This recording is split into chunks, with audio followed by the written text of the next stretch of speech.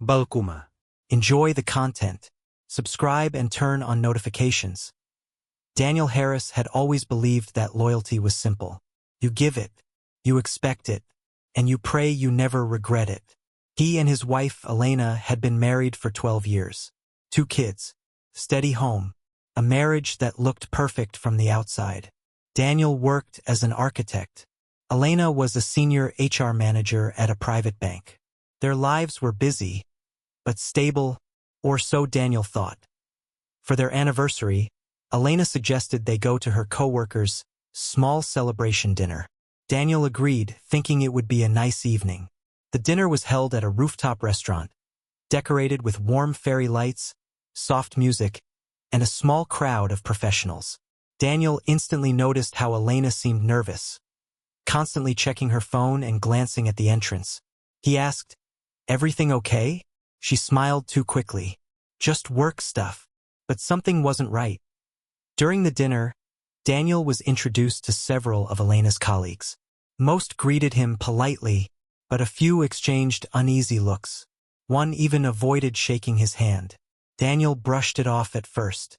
Maybe they were shy, but the tension in their eyes felt intentional.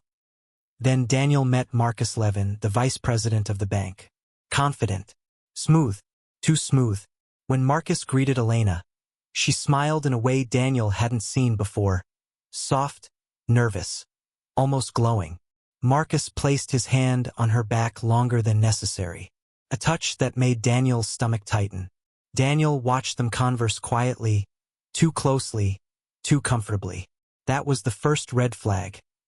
Later in the evening, the band started a slow song. Marcus looked at Elena. "Dance?" She hesitated, glanced at Daniel. He nodded politely, trying to trust her. They walked to the dance floor. Daniel watched every second. Marcus held Elena differently, not like a coworker, not like a friend, but like a man who had already been there. Their faces were close, their laughter too soft, their chemistry unmistakable. Daniel's chest tightened after the dance. Elena excused herself. "I'm going to the restroom." Minutes passed. 5, 10, 15. Daniel searched the restroom area. Nothing. He checked the terrace, the hallway, the back exit. Nothing. The panic inside him grew heavy. That a young employee, barely 25, walked up to Daniel nervously. "Sir, I don't know how to say this, but you should check the parking level. I think your wife is with Marcus." Daniel felt the world tilt. Before he could respond, the man disappeared into the crowd. Daniel walked down the dim staircase to the parking level. He followed the faint echo of voices. And then he saw them. Behind a pillar partially hidden, Elena and Marcus were kissing. Deep, hungry, passionate, familiar. Elena's hands were on Marcus's shoulders. Marcus's hand slid down her waist. This wasn't a new mistake. This was a practiced sin. Daniel felt the air leave his body. Daniel didn't shout, didn't run, didn't interrupt. He lifted his phone and recorded everything. 2 painful minutes of betrayal captured in cold digital truth. Then he slipped out silently, without a single word. Daniel went home alone. He sat in the dark living room. He didn't cry, didn't break anything, didn't move. He just stared at the wall until morning. Elena came home at 2 a.m. "Why did you leave? Are you okay?"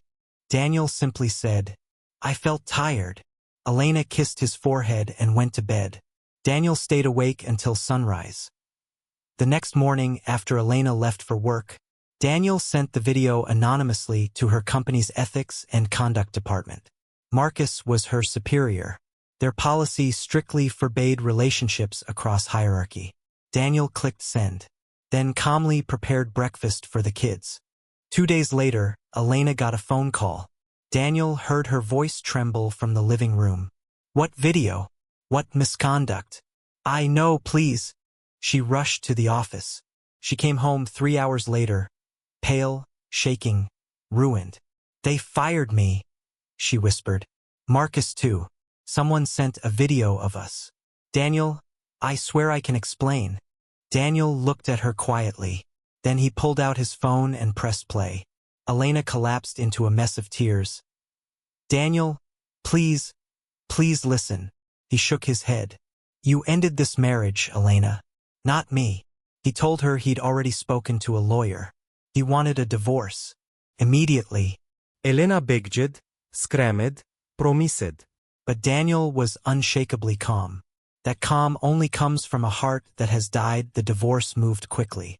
Daniel had the video, witnesses, phone records, messages, 6 months of betrayal documented. Daniel got primary custody of the kids, the house, stability, peace. Elena moved into a small apartment near her sister. Unemployed, ashamed, alone. Marcus returned to his wife, who, surprisingly, took him back after therapy sessions and promises. Elena was discarded like she never mattered. Daniel rebuilt his life. He took the kids on weekend trips, started playing basketball again, went to therapy, became healthier, stronger, lighter. The kids slowly adjusted. His daughter resented Elena. His son stayed confused but healing.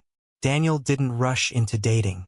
He focused on peace. 6 months later, Daniel saw Elena at a store. She looked drained, older, dimmed, carrying only basic groceries. She saw him, tried to smile. Daniel simply walked past her. There was nothing left to say. One night, a year later, Daniel sat on his porch with his daughter. Dad, are you happy now? She asked softly. Daniel thought deeply and said, I'm peaceful. And sometimes, peace is better than happiness. His daughter hugged him, and for the first time in a long time, Daniel felt like he was exactly where he was meant to be. Thank you for watching the video.